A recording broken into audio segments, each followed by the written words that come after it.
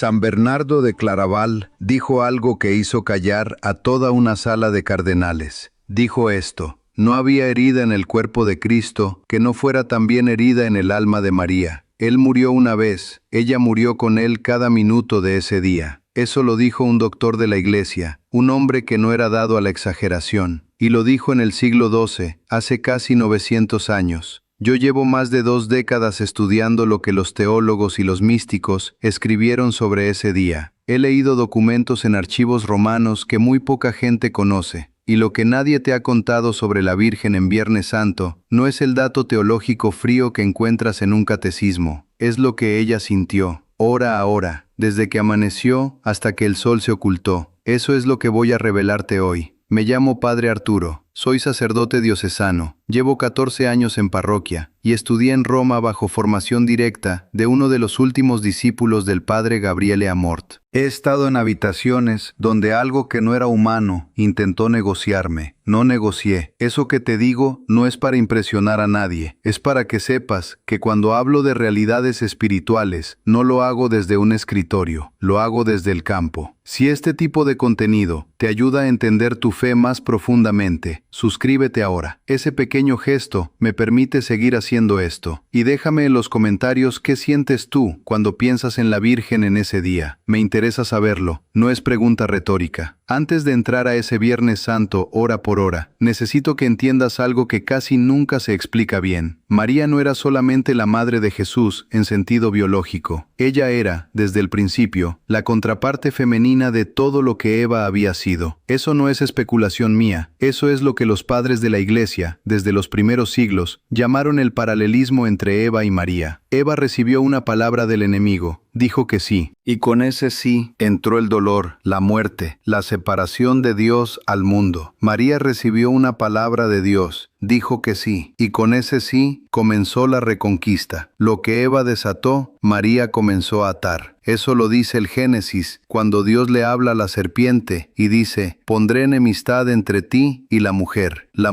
singular, no toda mujer en general, la mujer, aquella que vendría después. Entonces el Viernes Santo no era solo el día en que moría Jesús, era el día en que el plan comenzado en el vientre de María llegaba a su punto más oscuro y más poderoso al mismo tiempo. Y María lo vivió como nadie más pudo vivirlo, porque nadie más tenía esa posición, nadie más había dicho ese sí desde el principio. Voy a llevarte hora por hora, acompáñame. Eran aproximadamente las 3 de la madrugada cuando los soldados tomaron a Jesús en el huerto. María no estaba ahí, pero algo pasó en ese momento que los mistici, los santos que tuvieron visiones de ese día, describen de manera muy consistente. Santa María de Ágreda, mística española del siglo XVII, cuyas visiones fueron revisadas y autorizadas por la Iglesia, describe que en el momento exacto en que Judas tocó el rostro de su hijo para traicionarlo, María, que estaba en el cenáculo con las otras mujeres, sintió algo que describía como un frío en el pecho. No tenía explicación natural. Era como si algo se rompiera dentro de ella sin que hubiera herida visible. ¿Eso es solo devoción piadosa? No lo creo. El lazo entre la madre y el hijo, que ella había gestado en su propio cuerpo, no era un lazo ordinario, y ella no era una mujer ordinaria. Simón, el anciano del templo, le había dicho cuando presentó al niño: a ti misma una espada te atravesará el alma. No dijo una espada le atravesará el cuerpo, dijo el alma. 33 años después, esa noche en el cenáculo, comenzó la hoja a entrar. Ahora piensa en el tipo del Antiguo Testamento. Abraham, le dijo Dios: toma a tu hijo, tu único, al que amas, y ve al monte que te señalaré, y ofrécelo en holocausto. Abraham subió, llevó la leña sobre los hombros de Isaac, el hijo llevando la leña de su propio sacrificio. Subió el monte, y en el último momento, Dios detuvo la mano del padre. El carnero quedó trabado en el zarzal. Isaac vivió. Ese era el tipo, la figura, el ensayo. Pero en el antitipe, en el cumplimiento real, Dios no detuvo la mano. El carnero del Génesis era Jesús, y María era Abraham, pero con una diferencia que cambia todo. Abraham era el padre que obedecía. María era la madre que también decía sí, que también había dicho sí desde el principio, que también subía a ese monte, sin que nadie detuviera su mano. Eso es lo que ella cargaba esa noche. A las 6 de la mañana comenzaron los juicios, primero ante Anás, luego ante Caifás, luego ante Pilato. La ciudad empezaba a despertar. María no fue al pretorio a ver los juicios. Las mujeres no tenían acceso. Pero la información llegaba. Juan estaba ahí. Pedro había entrado y luego había salido llorando. Las noticias llegaban en pedazos, fragmentadas, contradictorias. Hay algo que casi nadie menciona sobre esas horas de la mañana: la incertidumbre. La Virgen no tenía acceso a un relato ordenado de lo que pasaba. Recibía fragmentos. Lo llevaron con Herodes. Pilato quiere soltarlo. La turba está gritando. Cada fragmento abría una posibilidad y la cerraba. Cada momento de esperanza era seguido de un golpe. Ese tipo de tortura psicológica, recibir malas noticias en fragmentos sin poder hacer nada, sin poder intervenir, sin poder ni siquiera ver a tu hijo, es una de las formas más antiguas de sufrimiento humano. Y los santos que meditaron esas horas coinciden en algo notable. María no entró en pánico, no gritó, no maldijo, pero tampoco fue pasiva. Oraba con una intensidad que los textos de las místicas describen como combate, no resignación, combate espiritual activo. Eso tiene que ver con quién era ella. Ella conocía las Escrituras, había meditado la palabra desde niña y sabía, aunque el peso fuera insoportable, que nada de lo que pasaba estaba fuera del conocimiento de Dios. Eso no quitaba el dolor, pero le daba un tipo de sostén que ninguna otra madre en esa situación hubiera podido tener. A las 9 de la mañana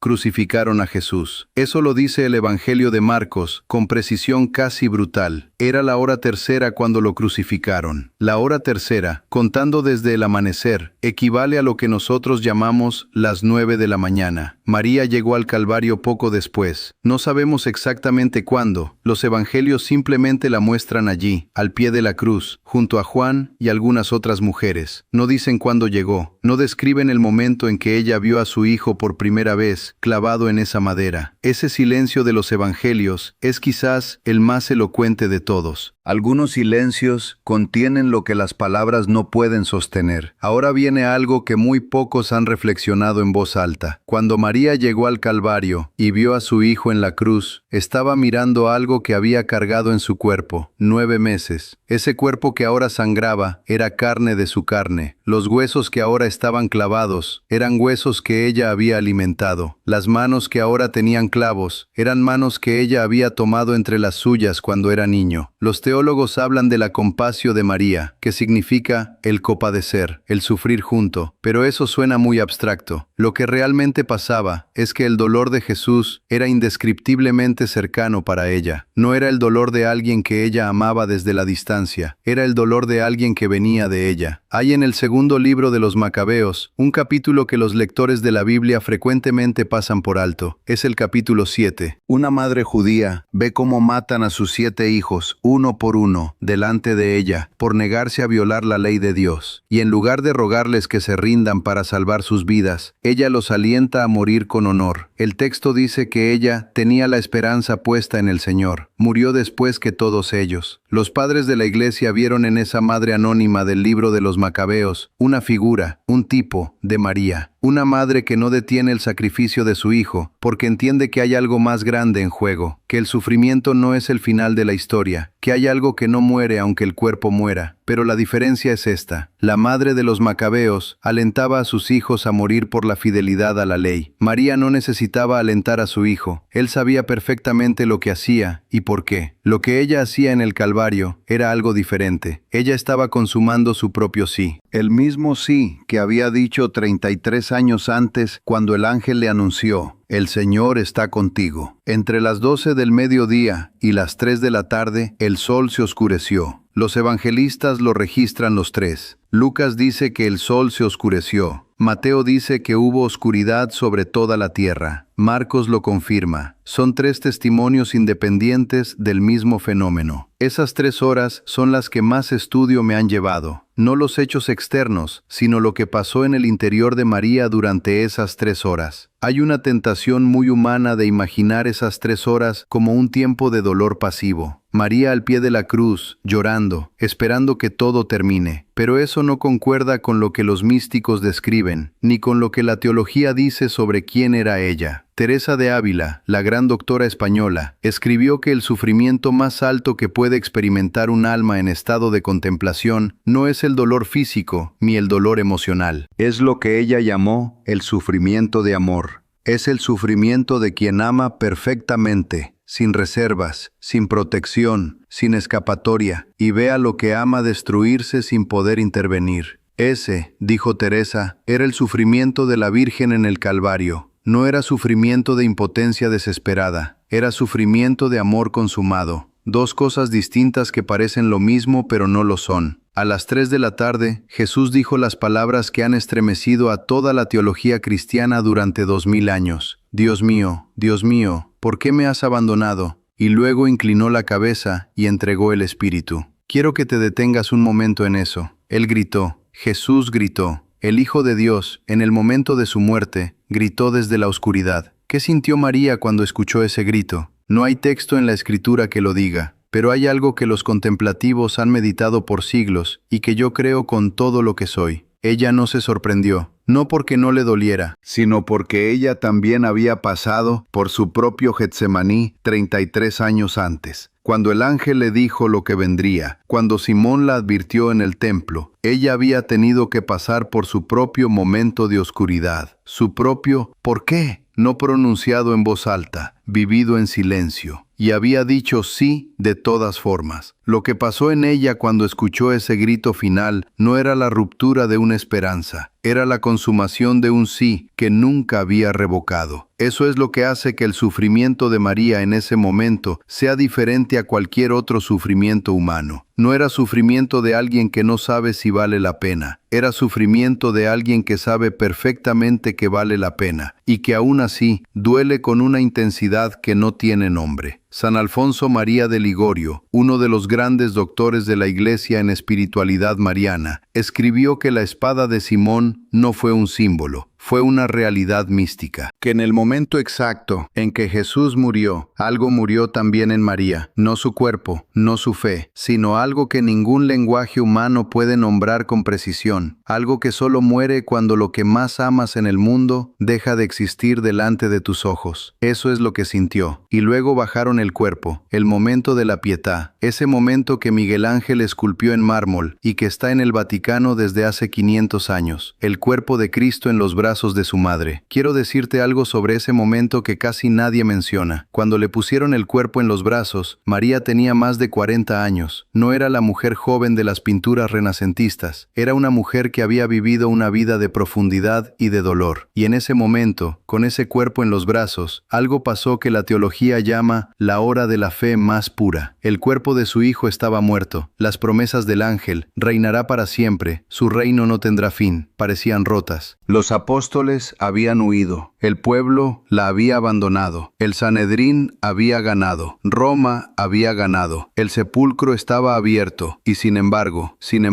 María no se fue del Calvario con sus esperanzas muertas. Se fue con una fe que ningún ser humano, antes ni después, ha tenido que ejercer en circunstancias tan absolutamente opuestas a la evidencia. Ella creía lo que no podía ver, creía lo que parecía imposible, creía mientras sostenía en brazos el cuerpo frío de la única persona en el mundo que era para ella, al mismo tiempo, su hijo y su Dios. Eso es lo que los teólogos llaman fe heroica. Yo lo llamo el sí que nunca terminó. Ahora bien, ¿por qué te estoy contando todo esto hoy? ¿Por qué importa? Hay algo que Domingo de Guzmán, el santo que fundó la Orden de Predicadores en el siglo XIII, entendió con una claridad que pocos han igualado. Domingo vivía en una época de herejías, de confusión doctrinal, de familias que perdían la fe, y recibió de la Virgen, según la tradición sólida y bien documentada de la Iglesia, un instrumento, el rosario, y el corazón del rosario, los misterios dolorosos, son exactamente este recorrido: la agonía en el huerto, la flagelación, la coronación de espinas, el camino al Calvario, la crucifixión, son las mismas horas que hemos recorrido hoy. Domingo entendió algo que muchos católicos hoy no entienden, que el rosario no es un ejercicio piadoso para gente mayor, es un combate espiritual estructurado. Cuando rezas los misterios dolorosos, estás haciendo algo que no tiene equivalente en ninguna otra práctica religiosa del mundo. Estás pidiendo a María que te lleve de la mano por las horas más oscuras de su vida, para que puedas entender lo que costó tu salvación. No es meditación abstracta, es entrar en esas horas junto a ella. Domingo sabía que la forma más poderosa de combatir el error no es el argumento, es el encuentro con la realidad. Y la realidad más grande de todas es lo que pasó en ese Viernes Santo. ora ahora, en el cuerpo de un hombre que era Dios y en el alma de una mujer que dijo sí desde el principio. Eso es lo que está en el rosario. Por eso el rosario incomoda al enemigo de una manera que pocos objetos o prácticas incomodan, porque es una contemplación directa del precio que se pagó. Y el demonio no quiere que entiendas lo que te costó, no quiere que lo hagas real, prefiere que lo dejes en categoría de historia antigua, de símbolo, de metáfora. Lo que hemos hecho hoy es lo opuesto. Hemos entrado en ese día con nombre y con hora. Ahora llego al final y te digo algo que no tiene nada de suave ni de diplomático. Hoy es Viernes Santo, o si lo estás viendo después, vuelve a este día en tu memoria. Ese día existió, esas horas existieron. María estuvo de pie al pie de esa cruz durante horas. Ese sufrimiento fue real, y fue por algo. Fue por ti, no como metáfora, como realidad operativa. Y yo te pregunto directamente, ¿qué haces con eso? No te pido que te sientas mal, no te pido que llores, te pido que tomes una decisión